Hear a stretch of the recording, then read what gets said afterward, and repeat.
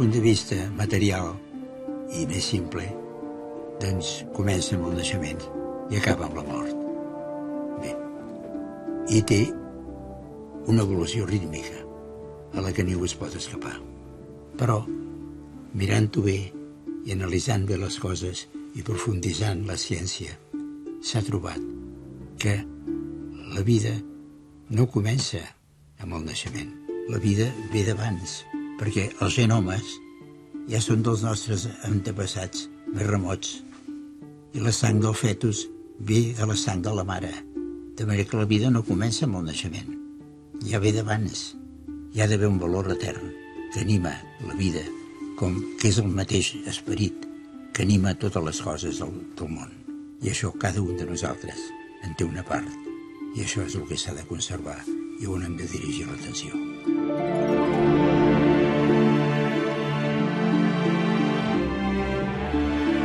Quan jo tenia 4 anys, era exactament, ho recordo exactament, perquè aquell dia havia anat als banys amb la meva mare i una minyona.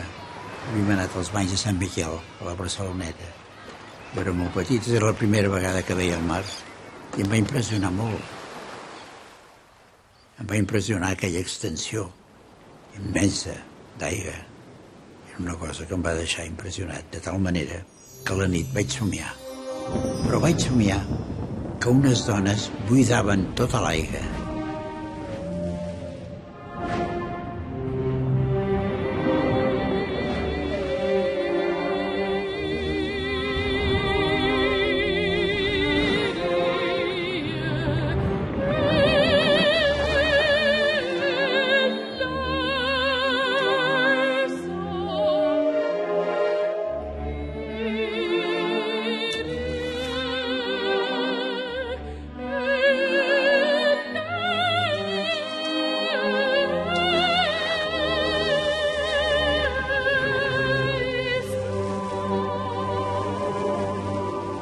Quedava un erm, una extensió immensa de terra àrida,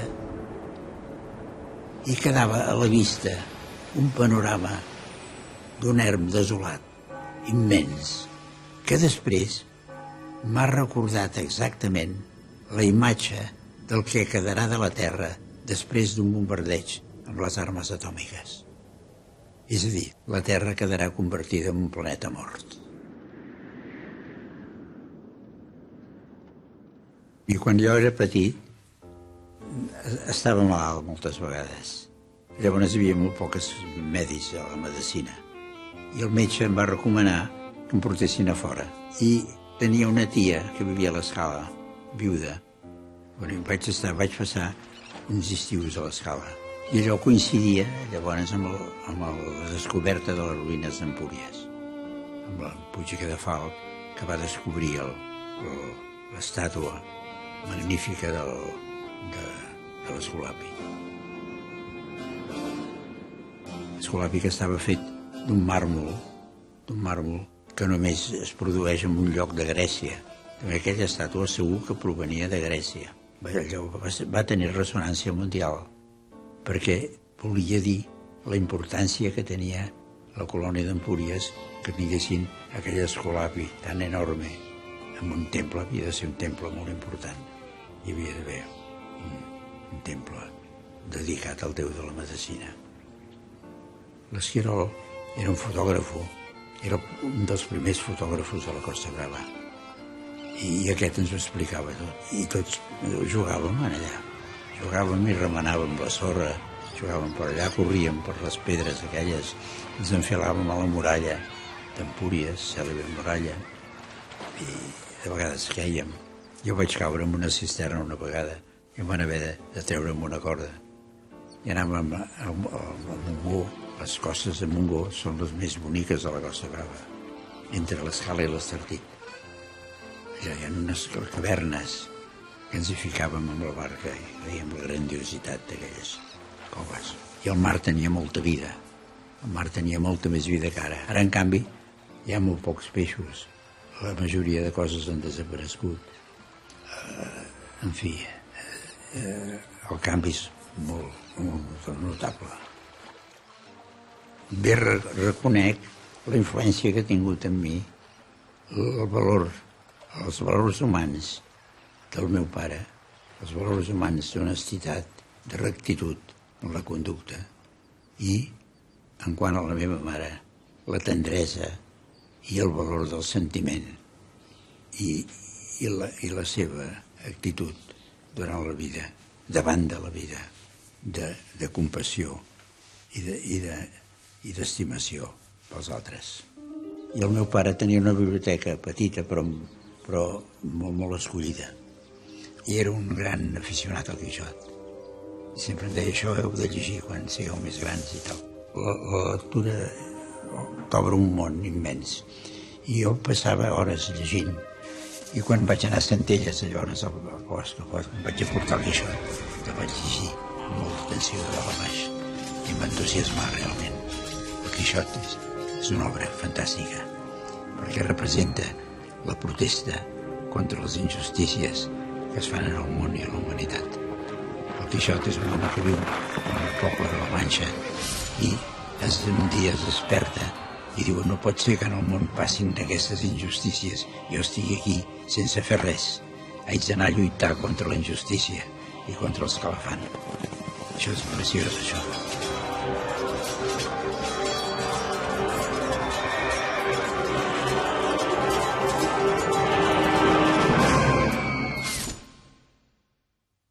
Jo, quan vaig acabar el batxillerat, tant se me'n donava una cosa com una altra.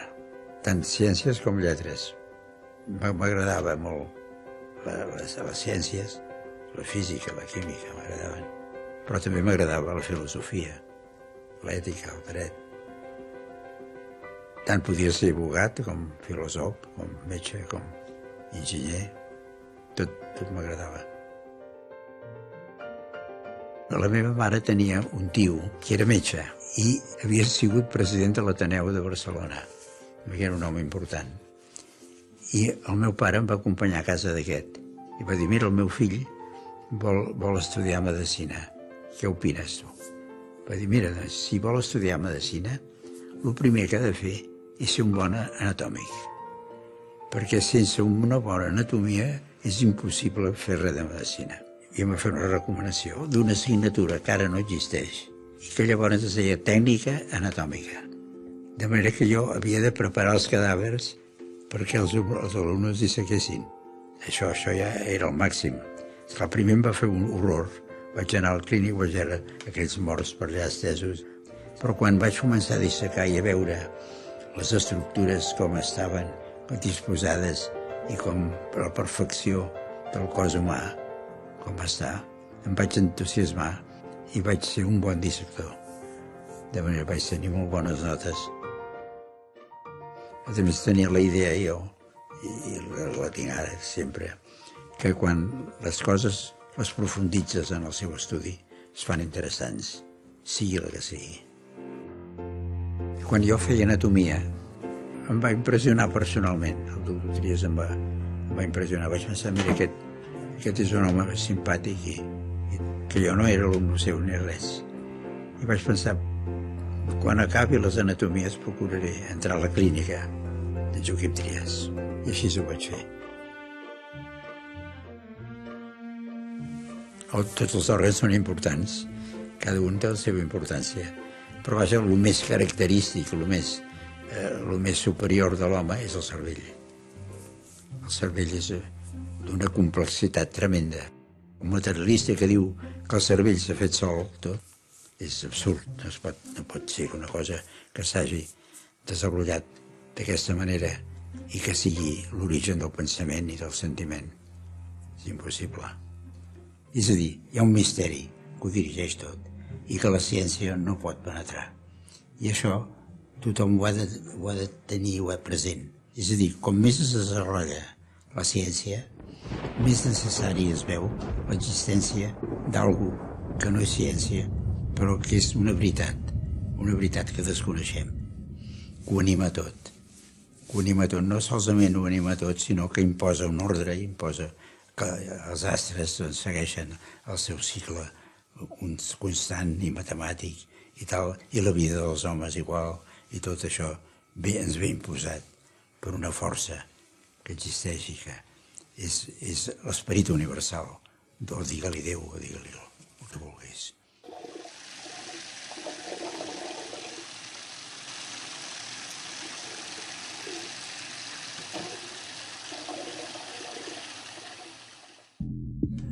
Ser cirurgià, com totes les coses, que si tens la idea de que fas una cosa útil, doncs et fas una satisfacció. I el cirurgià, doncs, si pot arreglar un desarreglo orgànic, doncs és una cosa única, una cosa que fa il·lusió, sí. Però esclar, el metge no és tan directe com el cirurgià.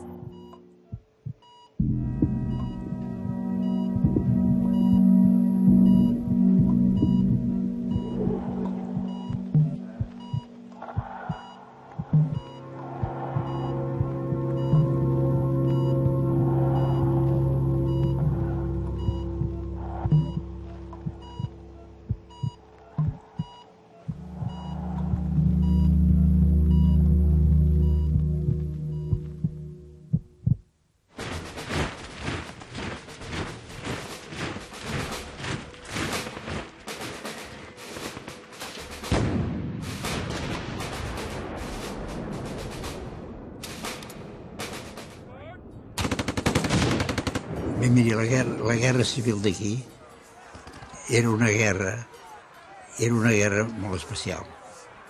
Era un exèrcit ben organitzat i ben armat contra un poble indefens. L'exèrcit aquest es va formar a l'Àfrica, va pujar a Andalusia hi havia les capitals importants preses també, i va anar pujant com un desfile militar, avançant, acostant-se a Madrid per acabar-la, deixant un rastre horrorós d'assassinats i de desgràcies.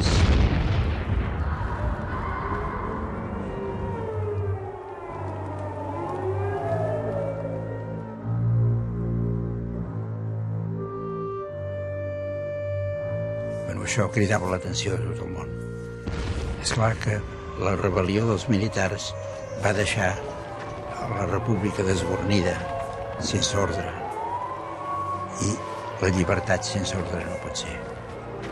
Llibertat necessita un ordre, i un ordre, com més llibertat, més rígid ha de ser l'ordre, si no es desman de la multitud i fan les desgràcies que va passar aquí. Tothom feia el que volia, no hi havia cap control. Això va fer molt mal a la república. Guerra civil, intensament, perquè jo era metge ja, era jefe del servei d'urgències del clínic i, a més, tenia un càrrec a la Guàrdia de Salto, d'aquí que en deien Guàrdia de Salto, que era metge de la Guàrdia de Salto supernumerari. Supernumerari vol dir que no cobrava res, però que estava pendent de si hi hagués alguna situació extraordinària em podien cridar.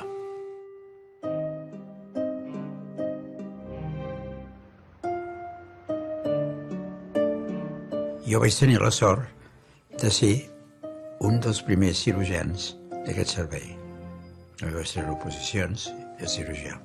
De manera que tots els ferits de la revolta d'aquí a Barcelona me'ls van portar al clínic i, esclar, nosaltres vam agafar una experiència amb cirurgia d'urgències, que això no és fàcil de tenir. A mi funcionava molt bé aquest servei i va agafar fama de seguida i tothom enviava les urgències al clínic. Aquí a Barcelona hi havia una escola que seguien aquest procediment i coneixien tots els detalls, però enlloc més. De manera que quan es va esclatar la guerra, aquests cirurgians d'aquí van implantar el procediment en el front i van tenir uns bons resultats al costat dels altres que tenien resultats desastrosos. I això va destacar molt i es va imposar el mètode. Quan la cirurgia visceral amb l'anestèsia s'havia desenvolupat moltíssim abans de la guerra, la cirurgia ortopèdica no. És a dir, no estava sistematitzat i cada un solucionava a la seva manera. Per tant, era un desastre. Però aquí a Barcelona, precisament el meu xef, en Trias, va fer un viatge a Viena amb en Beller a veure què havia fet ell. I va agafar tot el procediment d'ell, amb tots els detalls, amb un llibret que havia fet, però on estava descrit exactament a cada fractura com s'havia de tractar.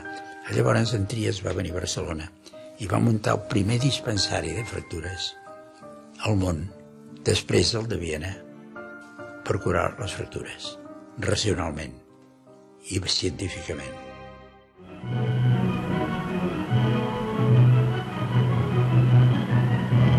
I van arribar les brigades internacionals, a primers del 37, i van demanar cirurgians. El comitè de cirurgia em va triar a mi com un cirurgià jove, bregat amb la cirurgia d'urgències. Llavors ens van venir a veure el jefe de sanitari i ens va dir: en aquestes dues batalles hi ha hagut molts ferits, com a totes les batalles, però el que ens ha espantat és la gran mortalitat que hi ha hagut, que es morien, tots els ferits es morien, inclús els de les cames i braços, i tots es morien tots. Llavors els vam acompanyar amb aquests allà on havia tingut lloc la batalla. I els hi vam preguntar: i els ferits aquí què feien? Diu, els portaven a Madrid. Madrid estava a 300 quilòmetres. Esclar, aquests ferits amb les cames trencades, ballant, es morien tots. Llavors els hi vam proposar això. Per què no posen l'hospital a la vora de la batalla? És a dir, que els ferits vinguin el més aviat possible. Així se'n salvaran molts. Esclar, nosaltres parlàvem amb l'experiència de la cirurgia d'urgència, que com més aviat supera, millor són els resultats. Doncs amb la guerra passava igual. I va dir: home, té raó vostè, doncs ho farem així mateix.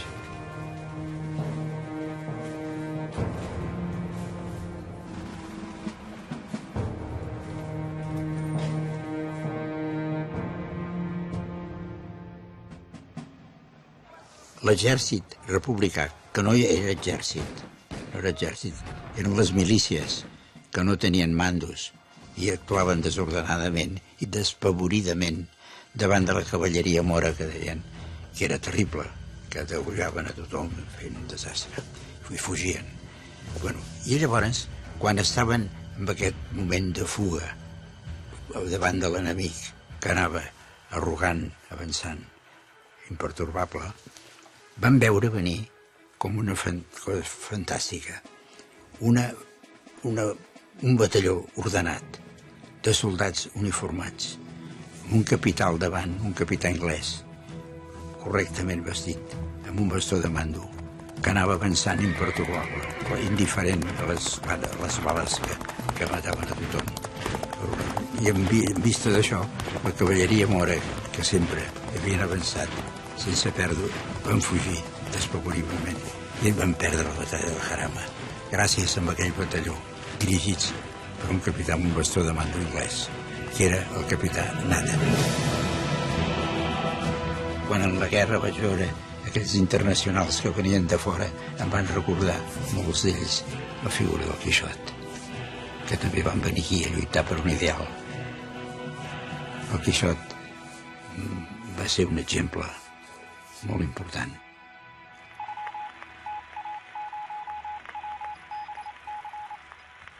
La guerra ha terminado. Burgos, 1 de abril de 1939, año de la victoria. El generalísimo Franco. Quan els militars van arribar a Catalunya, la majoria de jefes i oficials de l'hospital se'n van anar. I a mi em va cridar el director i em va dir: vostè se'n va o es queda? Jo vaig dir: miri, jo em quedo, perquè jo políticament no m'he destacat mai amb res i m'he limitat a la cosa pràctica de la cirurgia i res més. I a més tinc la família aquí, que estan una mica malament i em necessiten. De tal manera que quan va venir l'exèrcit nacional, jo vaig fer l'entrega de l'hospital a l'exèrcit del nord. Vaig dir: miri, tothom se n'ha anat, m'han deixat a mi sol en càrrec d'això i faig entrega. El meu pare, el doctor Joaquim Trias Bujol, degà i professor de la Universitat de Barcelona, doncs se'n va anar a l'exili perquè ja veia que li aconsellava a tothom que no s'ho passaria bé després. Se'n va anar a l'exili. I la família també.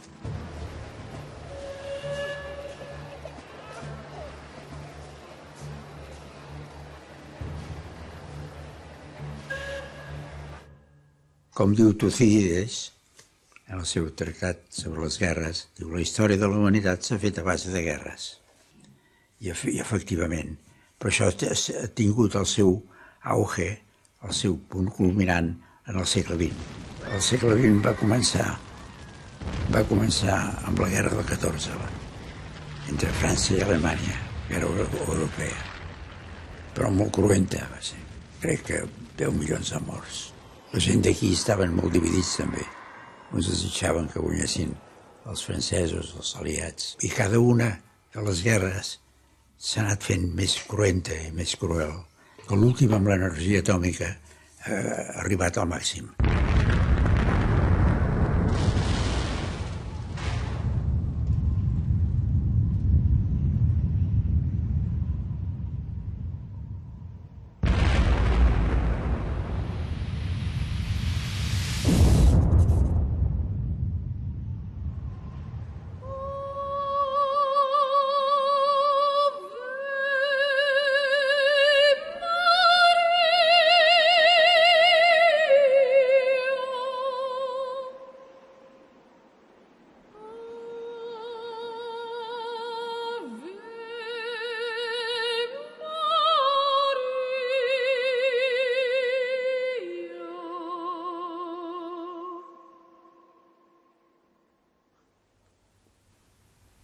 Jo considero que he sigut un home afortunat a la vida, per la gent que he conegut, per les circumstàncies en què m'he trobat. Una d'elles és la meva actuació a la Guerra Civil Espanyola. Aquí vaig conèixer una gent que venien de fora a lluitar per la llibertat. Jo he continuat amb l'amistat de molts d'aquests individus, l'amistat que són gent extraordinària. Un d'ells em va avisar i em va dir que estaven formant una societat d'uns quants metges estrangers per detenir la carrera armamentística que s'estava produint a la segona meitat del segle XX. Una carrera armamentística entre les dues grans potències que dominaven el món, que eren els Estats Units i l'URSS. Tant l'un com l'altre es dedicaven a fabricar armes atòmiques per augmentar la potència dels seus exèrcits i poder dominar el món. Aquests metges que es van reunir per mirar d'aturar aquesta bogeria, eren amics meus i vaig col·laborar amb ells en un congrés que es va celebrar a Cambridge, Anglaterra, l'any 52, on es plantejava aquest problema que era cabdal per la humanitat, perquè les armes s'anaven acumulant de tal manera que hi havia armes no per destruir el món una vegada, sinó 50 vegades, si totes les armes explotaven. I és molt difícil que un arsenal d'armes es conservi sense utilitzar-se. Arriba un moment que hi ha circumstàncies que fan utilitzar el material aquest, per diabòlic que sigui. I això és l'amenaça que planava sobre la humanitat i que en aquell congrés es va posar de manifest. Aleshores, allò va tenir molt èxit perquè hi van haver molts que s'hi van afegir en aquesta protesta. Que l'èxit d'aquell congrés va ser absolut. Se li va concedir el Premi Nobel de la Pau.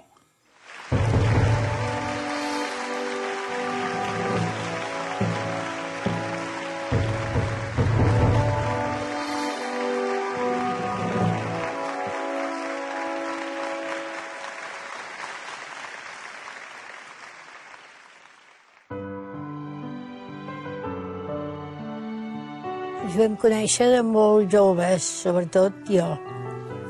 I, llavors, esclar, per mi era un senyor metge que no tenia res a veure amb cap dels sentiments que que després m'ha produït, de veritat. Jo en tenia, quan el vaig conèixer, uns 13 o 14. Ha sigut després de la guerra que ens vam tornar a trobar.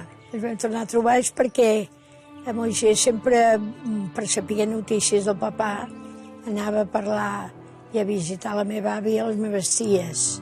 I ell anava sempre i va ser quan es va oferir per acompanyar-nos i per operar-nos, va operar una de les meves germanes.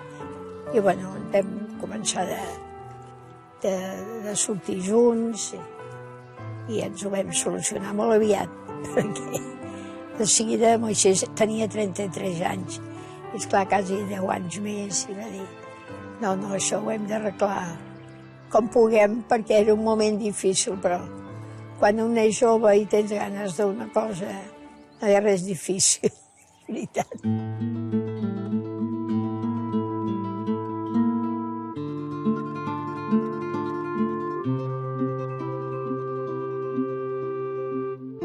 Sí, esclar, jo m'agradava l'Angelina i en fi, tenia ganes de casar-me. Ens vam decidir casar perquè es van donar una sèrie de casualitats. No és que creïm la casualitat, però alguna passa. Vam arreglar l'anell, jo molt contenta, vaig anar amb l'anell al col·legi a donar classe. Va dir, aquest anell que és bonica. I entre les alumnes hi havia una filla d'un metge que, esclar, ens coneixia, el meu pare el coneixien tots, els d'abans. L'endemà al matí, quan vaig anar al col·legi, em va dir, senyoreta, ja té pis, eh? Sí, vam anar al procurador i després, quan s'acabava l'entrevista, com que ens havien dit que s'havia de deixar una paga i senyal. No, siguent el doctor Brogi, no cal que hi hagi, ja ens coneixem prou, no cal que fem aquestes coses que fan els que no es coneixen. Esclar, jo llavors no comptaven gaires mèdics, perquè em treien de tot arreu, estava fumut, em treien de l'hospital, de la universitat, no sé, tenia un per vindre molt insegur, però vaig tirar-la cap al toro i vaig tirar endavant. Vam decidir que ja que teníem pis, doncs que ja ens casaríem aviat. I ens vam casar el mateix any, el mes de maig. O sigui que va ser molt ràpid.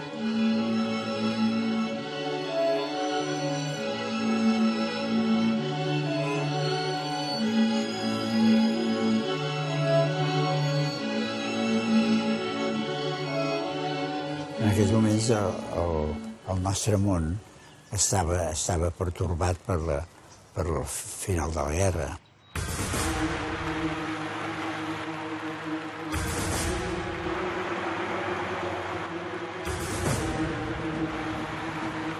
Llavors, en Franco va extremar la seva fúria depuradora. Responsabilitats polítiques. I fusellava tothom, tocava tothom a la presó. Una crueltat tremenda. I nosaltres quedàvem arraconats. Les persones que de vegades et pensaves que eren amics, resultava que et denunciaven, és a dir, no estava segur de res. L'únic lloc que estava segur era a casa teva. Era com el castell que estaves aïllat d'aquest món pertorbat.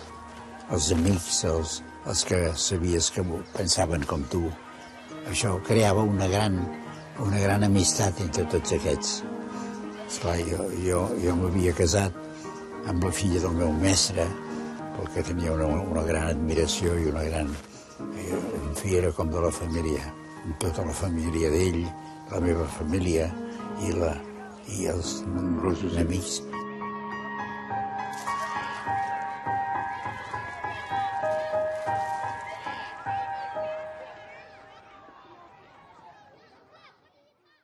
Llavors van venir les depuracions. Les depuracions a mi em van depurar a l'hospital i em va dir, miri, les acusacions de vostès són les més greus de tots, de manera que jo no el puc jutjar, haurà d'anar amb un sumaríssim militar. Això volia dir el paredón, el que deien ells, o a la presó, en fi, un desastre. Vaig dir, bueno, estic perdut. Però llavors el mateix jutge em va dir Diu, escolti, és curiós, els del Sumaríssimo ens han enviat un parte dient que no veien en la seva actuació cap cosa contrària al règim. De manera que vaig continuar a l'Hospital Militar. Al cap d'uns mesos van tornar a acusar-me dient que jo era un rojo separatista i que continuava estant allà. I una altra vegada l'amenaça del Sumaríssimo. I una altra vegada el Sumaríssimo dient el senyor Moisés Broggi és adicto al glorioso movimiento nacional. Bueno, després em vaig enterar que jo havia salvat a la germana del president del Tribunal Militar de la presó dels Rojos. És a dir, un exemple de que l'amistat és el més important de tot. Ara la meva dona i jo fa 60 i pico d'anys que estem casats i en formem una sola persona, quasi bé. Allò que jo dic en broma. Sí. De vegades no sé si és la seva cama o la meva. Això mateix. Sí, que és veritat. Sí. No és el mateix amor, però és amor. És amor. I poder més intens encara.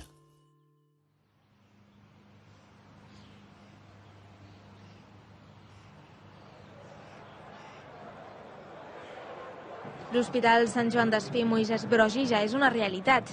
El dia 27 de febrer es va celebrar l'acte inaugural d'aquest centre sanitari. L'hospital esdevé així un hospital de referència, equipat amb les tecnologies més modernes. És un altíssim honor veure el meu nom en la façana d'un hospital com aquest, que és el símbol de la lluita de l'home contra el dolor, el sofriment i la malaltia. Hem d'agrair als nostres governants la seva preocupació per la sanitat. La pràctica de la medicina ha canviat molt en poc més d'un segle i l'art de curar s'ha convertit en la ciència o la tècnica de curar. Abans la medicina curava molt poc. Com diu una dita francesa, la medicina guérit quelquefois, soulage beaucoup et console toujours. Ara, en canvi, la medicina cura molt però consola menys. Aquest honor el voldria veure compartit amb els mestres que m'han ensenyat i que s'han convertit en sombres invisibles a les que no puc arribar amb les meves violències.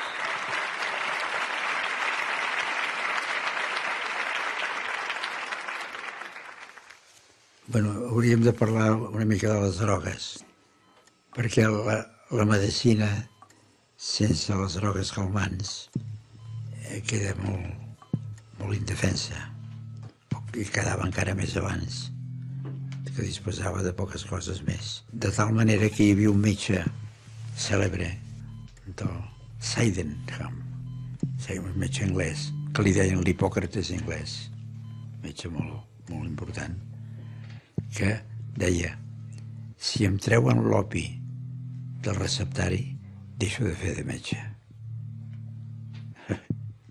La importància que tenia la droga. Les drogues s'empleaven ja a Sumèria, a Egipte, s'empleava l'opi, s'empleaven molt, que anaven bé pel mal de ventre, per tota mena de dolors. Les drogues més importants eren l'opi, aquí a l'Àsia, a Egipte i a Europa també. Els metges receptaven l'opi, molt. També hi havia altres drogues. A Amèrica hi havia la coca. En fi, era tan important la droga que no hi havia tribu en el món que no tingués la seva droga i la seva religió. Bé, va arribar un moment a la guerra de secessió dels Estats Units, del nord contra sud, que hi va haver una debacle de ferits. I en aquella guerra es donava droga a tothom. Els mals ferits, de seguida, drogues que tenien calmat i tal. De tal manera que quan es va acabar la guerra, tots els soldats anaven a darrere de la droga com desesperats. Tots anaven buscant la droga perquè s'havien habituat. Llavors es va descobrir l'habituament. es va descobrir la tendència a la recepció. Perquè, a més, la droga era baratíssima, perquè l'opi, cosa que es fa tot arreu, és el cascall. El cascall te deuen d'allà. Però llavors, esclar, es va començar a dir, bueno, això no pot ser, perquè aquesta gent, no sé per què, necessiten la droga. I van començar a posar-hi dificultats, però poques, perquè pensen, bueno, no fa cap mal, la droga. Bueno, la qüestió és que hi havia molts drogadictes, inclús gent cèlebre, però la gent deia s'ha d'anar amb cuidado perquè crea una addicció, això, una addicció que després no se'n poden estar. Per tant, s'hi ha de posar un freno. Quin freno podem posar aquí? Doncs el freno va ser prohibició. I llavors, quan jo vaig començar a exercir, se podia aplicar la droga que volies, però amb una recepta especial. Bueno, i així es va passar uns anys. Es va dir, bueno, podem posar totes les drogues calmants, aquestes, però la heroïna no, perquè la heroïna sí que pot produir accidents importants.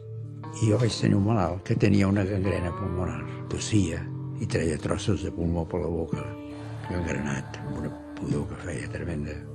Jo vaig dir, doncs, aquest mal, heroïna.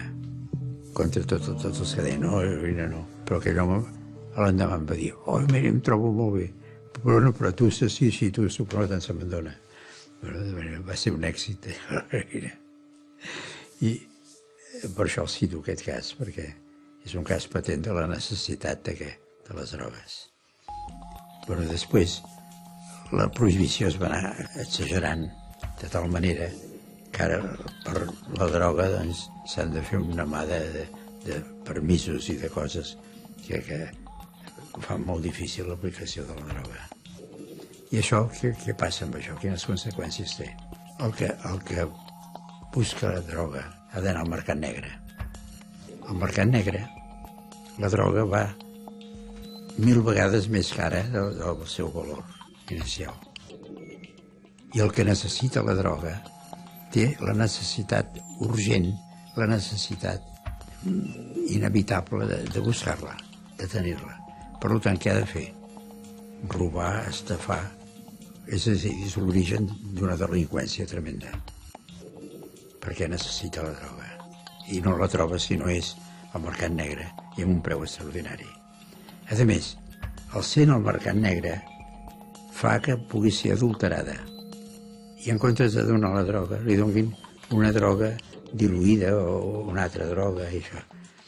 Es ve un i li dona la droga de debò, llavors amb una dosis mortal i diuen s'ha mort per sobredosis. I uns comerciants, que són els que maneguen el comerç de la droga, que es fan multimilionaris amb una facilitat tremenda. I els mateixos perseguidors de la droga col·laboren amb aquests que la comercien. També aquest és el problema de la droga, jo crec. En comptes d'encarregar-se en la policia, encarregar-se en la sanitat i donar la droga al que la necessita i amb més facilitat de pago. Perquè les drogues poden matar amb un, però mata més la cosa econòmica que no la droga en si. En canvi, les drogues que sí que maten, que són el tabaco i l'alcohol, aquestes no estan prohibides. És curiós, això. Sí.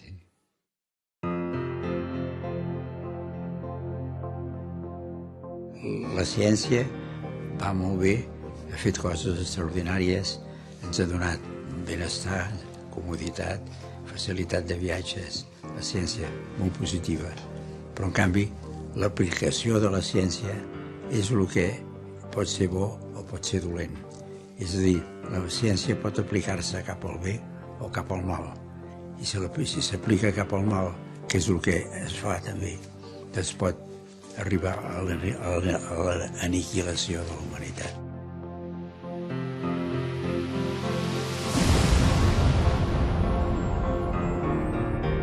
Tots els progressos de la humanitat tenen el seu envers i el seu revers. De manera que tot és fantàstic perquè allarga la vida, augmenta el benestar, augmenta el benestar, però augmenta les diferències entre els homes. I allarga la vida i augmenta també el número de vells improductius. De manera que tot té el seu envers i el seu revers. I s'ha arribat a un moment límit, estem en un moment límit. La demografia ha anat augmentant a la Terra segons les possibilitats d'alimentació, però això té un límit, perquè tots els descobriments de la humanitat, tots han repercutit sobre la demografia, de manera que no hi ha un stop de creixement. Si aquesta progressió continua, s'ha calculat que en poc temps la quantitat de humanitat que pot poblar la Terra faria impossible la convivència. Això està calculat. De manera que cal parar aquest augment demogràfic. La població humana està dividida en benestant i gent que viu miserablement, i això crea un malestar tremendo. El progrés armamentístic i de la tècnica que ens permet viatjar i anar a la Lluna i fer coses extraordinàries, però en canvi ens permet tenir unes armes que poden aniquilar a la Terra. De manera que ens trobem en aquest moment crític, actualment. Sobre la situació del món actual, la necessitat d'un poder d'abast mundial que, per sobre de tots els estats, pugui portar a terme una regulació dels grans problemes que ens afecten a tots, com són la defensa de la natura, la distribució dels aliments, la solució dels desequilibris econòmics, el control de les indústries d'armes i un llarg etc. El gran inconvenient per efectuar aquestes reformes és el factor humà, ja que, en primer lloc, cal trobar aquells homes capaços de no utilitzar un poder tan gran en benefici propi. Tot això exigeix un canvi profund de la manera de pensar i de fer de l'home actual, que hauria de saber renunciar al seu propi jo com a quelcom separat dels altres i de la resta del món. És el mateix govern mundial que controli la producció i repartiment d'aliments ha de controlar la quantitat de naixements.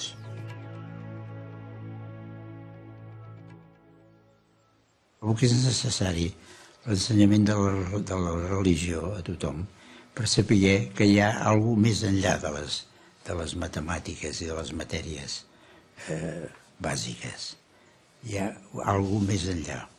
I això cada vegada es demostra més. És a dir, com més es desenvolupa la ciència, més necessari es veu l'existència d'algú que no és ciència, però que és una veritat que desconeixem. És a dir, hi ha un misteri que ho dirigeix tot i que la ciència no pot penetrar. I això tothom ho ha de tenir present. I l'ensenyament de la religió ens ho ensenya.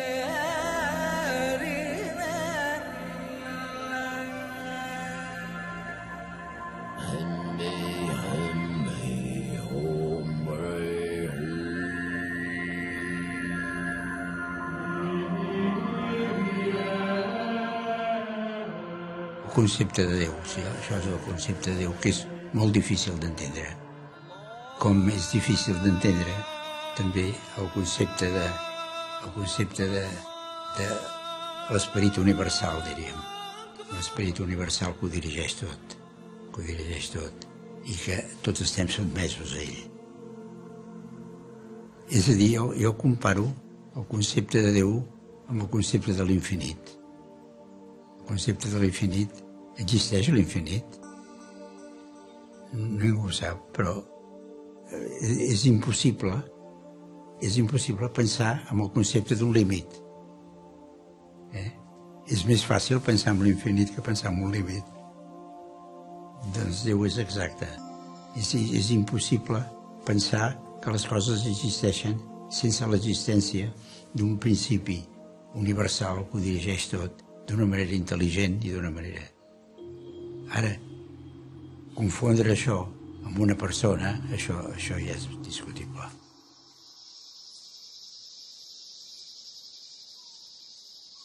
Hem de considerar que cada etapa de la vida té les seves característiques. La manera de pensar, la manera de veure les coses és molt diferent en les primeres etapes que en les últimes etapes. Les primeres etapes, sobretot, estan condicionades per l'esperança d'un futur i amb una il·lusió per les coses que poden venir i a les coses que poden fer disfrutar en aquest món. És a dir, el jove busca una seguretat que no existeix. És a dir, com deia l'Ortega, deia, l'única cosa segura del món, l'única seguretat és la inseguretat. Això domina la vida de les persones, buscar una seguretat difícil. Quan entrem en la bellesa i dirigim la vista enrere, veiem que moltes coses que ens havien semblat el desideratum de la perfecció i del desig no són res. Desapareixen i són efímers. Són inclús els valors que havien considerat més elevats i més desitjables, com són la riquesa, el poder, tot això no vol res. I els que ostenten aquestes coses també acaben morint. De manera que hi ha d'haver alguna més aquí. Alguna més. Què és aquest alguna més? Aquest alguna més és el que anima el cos. És a dir, el cos humà, que és matèria, també no vol res. És a dir, com diuen els orientals, les forces que mouen les estrelles són les mateixes que mouen el cor de l'home. No tinc por a la mort, tinc la resignació de passar per aquestes etapes que tots han passat, que tots els sers estimats meus i admirats, tots hi han passat i jo també hi haig de passar. I el gran misteri és el de la mort. És a dir, el vell veu que la mort s'acosta, i que és inevitable.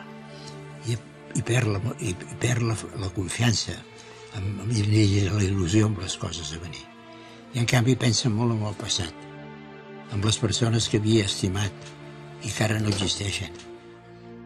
Som una gota d'aigua en l'oceà immens de la creació.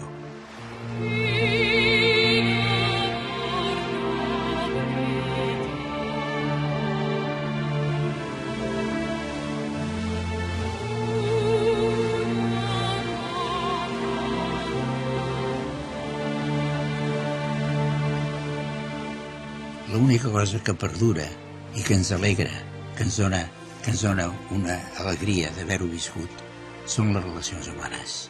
Les relacions humanes que han estat correspostes. De la gent que hem estimat i que ens han estimat i que ara potser no existeixen. El record d'aquesta gent, això perdura i això ens dona força per anar vivint.